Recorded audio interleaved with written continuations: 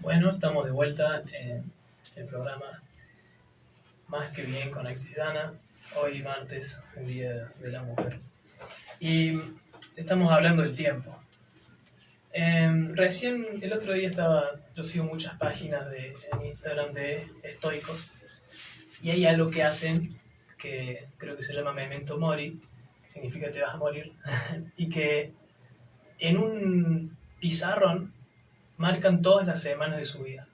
Supongamos que tenés, no sé, vamos a ser generosos y ponemos 120 años de vida, o pongamos 100, ¿sí? Son 4.800 semanas. Entonces, eso es el tiempo, eso es todo lo que tenemos. Y la pregunta es, ¿qué vamos a hacer con ese tiempo? ¿Qué vas a hacer con ese tiempo?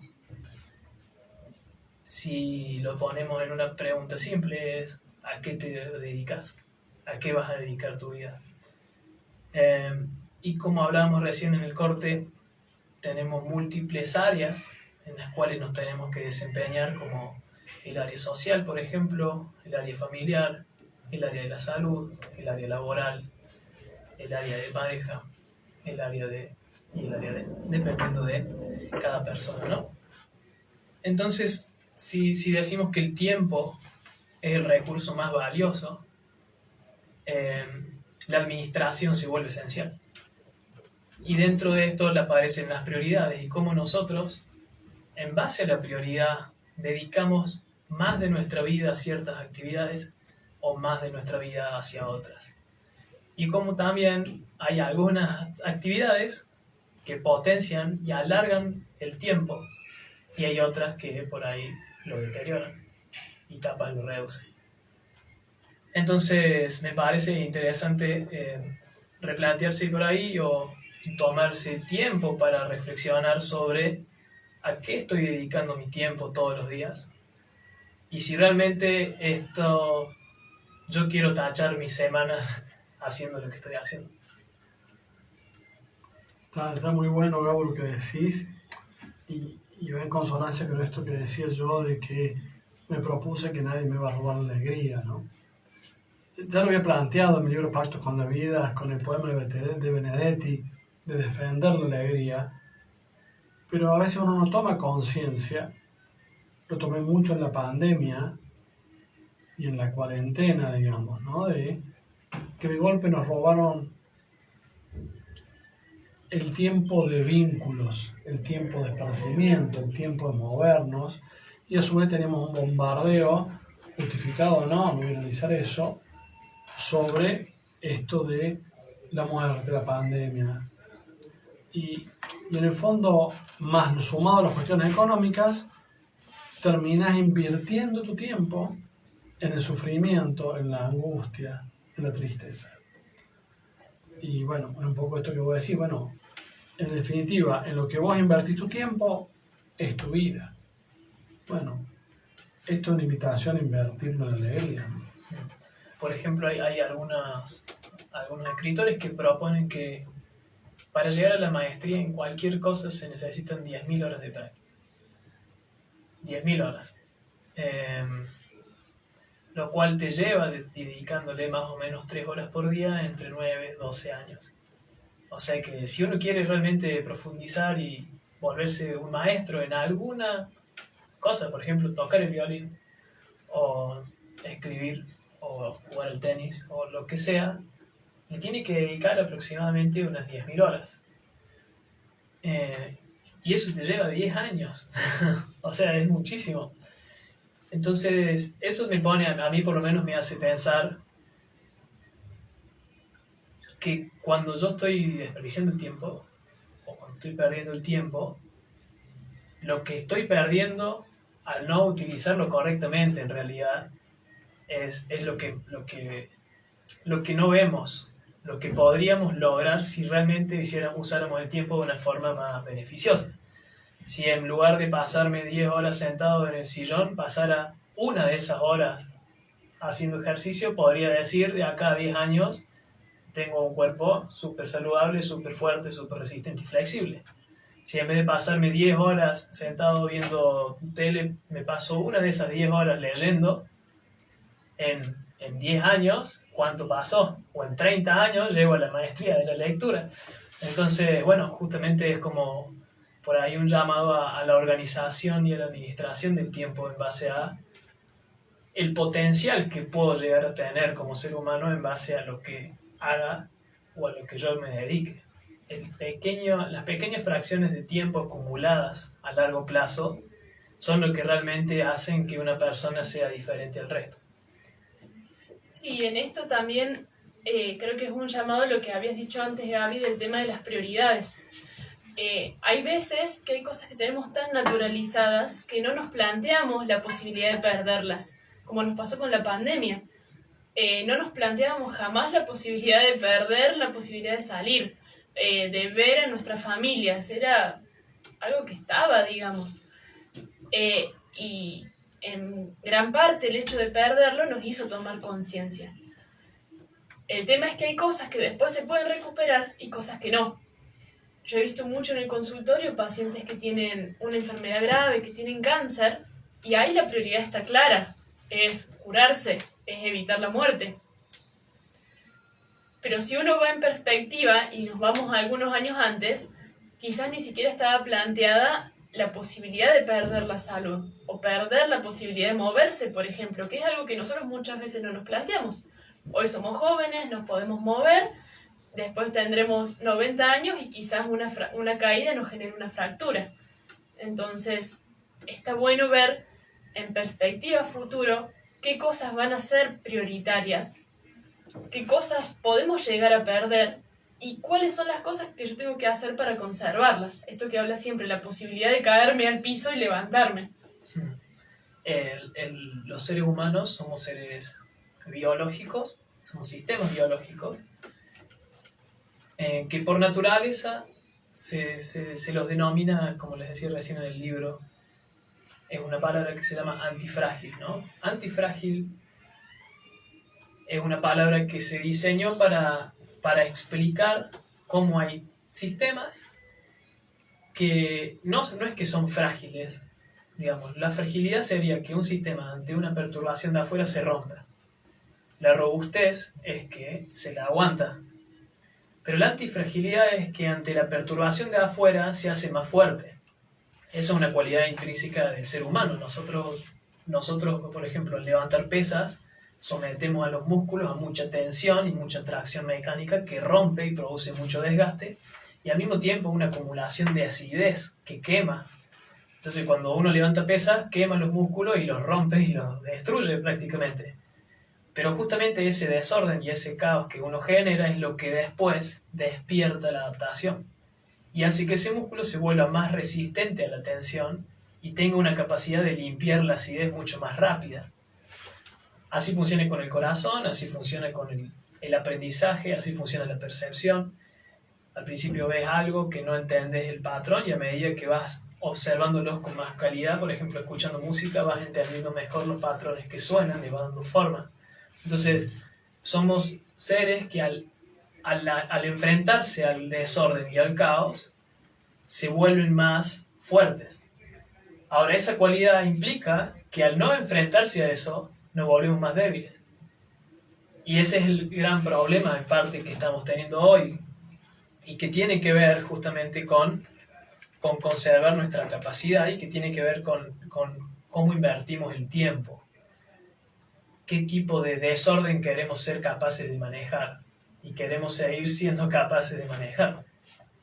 Y si nos ponemos así, podríamos decir que si no nos volvemos capaces de soportar el desorden y hacernos fuerte ante el desorden, es decir, de ser antifrágiles, perdemos la capacidad de ser antifrágiles. Entonces el Alzheimer, por ejemplo, tiene que ver con una enfermedad que surge por la ausencia de exposición a nuevos aprendizajes. Entonces, cuando nosotros no tenemos esto en nuestra vida diaria, bueno, es un problema grande, porque a la larga nos vamos volviendo más dependientes y cada vez menos libres.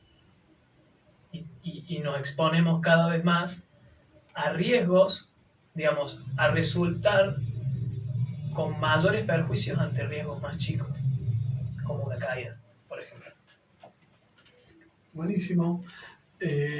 Uno se queda hechizado cuando escucha a la Ro o al Gabo hablar. ¿Y cómo es esto, Ro, de que habría somos 4 animalitos? ¿Cómo es? Bueno, hay muchas investigaciones sobre esto de la cronobiología. Hay toda una rama muy linda. Con esto que yo hablo mucho a veces de los ritmos circadianos, que significan ritmos biológicos a lo largo del día, alrededor de lo que serían 24 horas, más o menos. Pero en principio 24 horas. Tienen la base en este reloj biológico que digo que tenemos, que en gran parte está sustentado por la glándula pineal, que es una especie de pulsátil del día y tiene mucha relación con los ciclos de luz-oscuridad.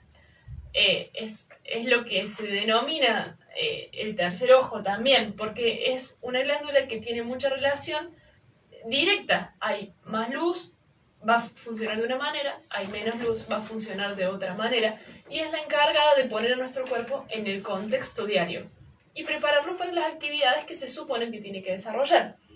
Comer, moverse, trabajar, pensar, aprender, dormir, relajarse, compartir, etc.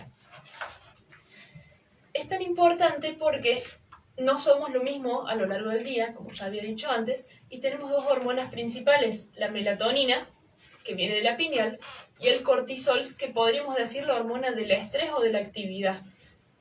Necesitamos tener un poco de cortisol, porque sin cortisol realmente no podríamos movernos, no podemos salir de la cama.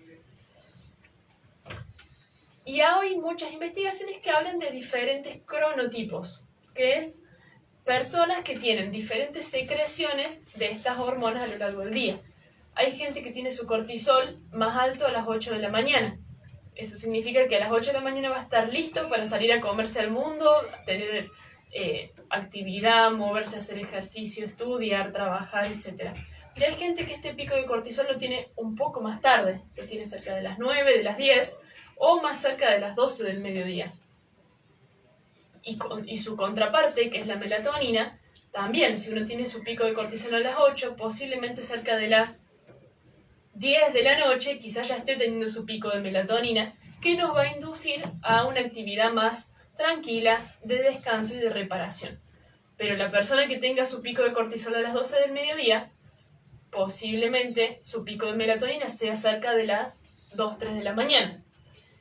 ¿Cuál es la importancia de esto? Lo ideal, hablando en esto de la eficacia, es poder adaptar nuestras actividades en función de lo que va marcando nuestro reloj biológico. Hay un doble ciclo, ¿no? También podemos, en función de nuestros hábitos, ir modificando muy de a poquito este reloj biológico, pero hay una cuestión de que al principio, cuando queremos cambiar un hábito, que ya hemos hablado de que requiere mucha energía y mucho esfuerzo, está bueno ir acompañado del cuerpo para que el esfuerzo no sea tan grande.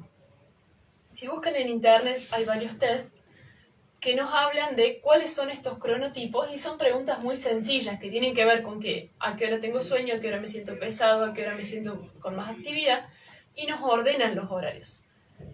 Lo ideal es que todo lo que sea mayor en actividad, con más esfuerzo, actividad física intensa, actividad mental importante, adquisición de información, trabajo, sea en las primeras horas del día. Ya sea que mi cronotipo hable de que yo me activo a las 8 de la mañana o a las 6 de la mañana, o que mi cronotipo hable de que yo me activo a las 12, todo lo que sea en mucha actividad, sería más bien cercano a eso, porque va acompañado y favorecido por el cortisol. Lo mismo que la asimilación de nutrientes. En las primeras horas del día, no necesariamente apenas me levante, pero en las primeras horas del día, el cuerpo está más dispuesto a asimilar. A la noche está más dispuesto a repararse, desintoxicarse y descansar. Entonces debemos dejar la actividad más relax, quizás más social, más de dispersión o una actividad física liviana, más cerca de los horarios nocturnos para no interceder, porque somos bilaterales. Si nosotros nos ponemos a hacer actividad física intensa cerca del horario de irnos a dormir, nuestro cuerpo va a interpretar otra cosa y me va a largar el cortisol.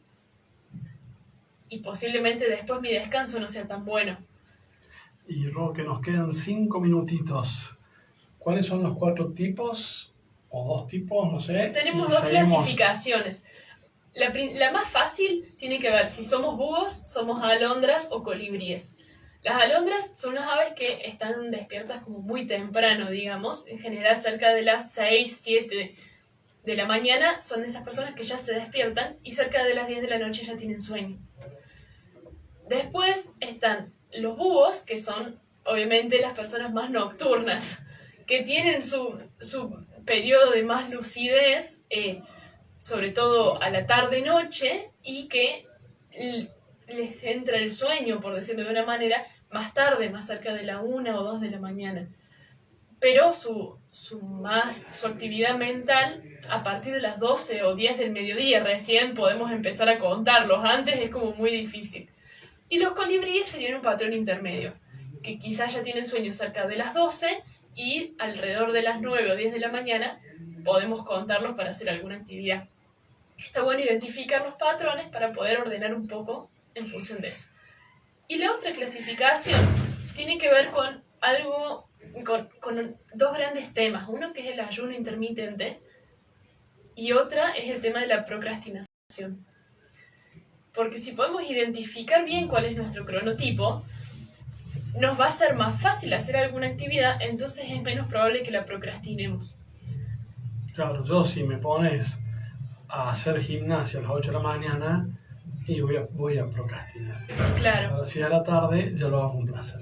Hay muchos test, hay un test en internet que lo tienen que buscar, que es esto, cronotipo, lo tienen que buscar, y nos dice esto, ¿a qué horario? Si yo soy, las 4 clasificaciones son, si uno es un lobo, que sería este más nocturno, si uno es un oso, si es un león o un delfín. Entonces, ¿a qué hora yo debería comer o hacer mi primera comida si tengo un cronotipo de delfín? ¿A qué hora debería hacer actividad física o más actividad mental según tu cronotipo? Y si uno quiere optar por una pauta de ayuno, que es recomendable dejar descansar el estómago o el sistema digestivo unas 12 horas, bueno, ¿cómo hacerla según su cronotipo? Porque si uno es un lobo que recién le está dando sueño alrededor de la 1 o 2 de la mañana, y está haciendo un ayuno desde las 6 de la tarde, y muy posiblemente sea más difícil porque va a tener hambre y lo más probable es que se rompa ese ayuno o la pase mal. Bueno, buenísimo. Vamos tirando algunos tips. Siempre vamos a ir ampliando. Nos quedan 2 minutitos y para no tener reproches quiero hablar del villano, ¿no? El villano de la película que dije al principio. Y es la película Alicia a través del espejo, la continuación de Alicia en el País de la Maravilla. Y el villano de esta película es el que manejaba las almas, ¿no? Era el malo de la película y estaba así como en un panel, tenía el poder de agarrar un alma que brillaba en abstracto, pero con eso la sacaba y la mataba. Y antes de matarla agarraba este villano, ¿no? El alma, la miraba y le decía, ojalá hayas aprovechado tu tiempo. Y en realidad el villano era el tiempo. ¿Sí? No era un villano, simplemente era el tiempo. Y más, hasta tenía lo decía compasivamente, ojalá hayas aprovechado el tiempo que tuviste acá en la vida y pudiste hacer cosas. A veces pensamos que el villano, ¿sí?, es el tiempo y el villano somos nosotros mismos, que no nos ordenamos ni valoramos el estar vivo y todo lo que tenemos en nuestras manos para hacer. Así que nueva invitación a defender la alegría, aprovechar bien el tiempo y entender que el gran enemigo que tenemos es nuestro tesoro más preciado, que es el tiempo, y que no está en nuestras manos, pero sí podemos administrarlo y quizá robarle al villano de Cronos del tiempo, robarle algún tiempo más. Muchas gracias y bueno, este programa es como para reflexionar y también para saber que tenemos un montón de herramientas para esta cuestión de los logros de objetivos. Entonces hoy podemos sacar en conclusión también que podemos utilizar la biología a nuestro favor. Solamente tenemos que estar un poco más informados y a veces pedir ayuda a los que más saben. ¿Y dónde te buscan a vos y al Gabo? A mí me pueden buscar en @másquesalud y a Gabriel, gabrielaitidana.lic. Y verte en el programa de Pato a la Mañana los lunes. Así es. Muchas gracias a todos. Llegamos hasta acá con Más que Bien con Actisdana. Y nos vamos con Sabinas, 19 días y 500 noches para ver y sentir cómo el tiempo nos afecta en función de nuestras emociones.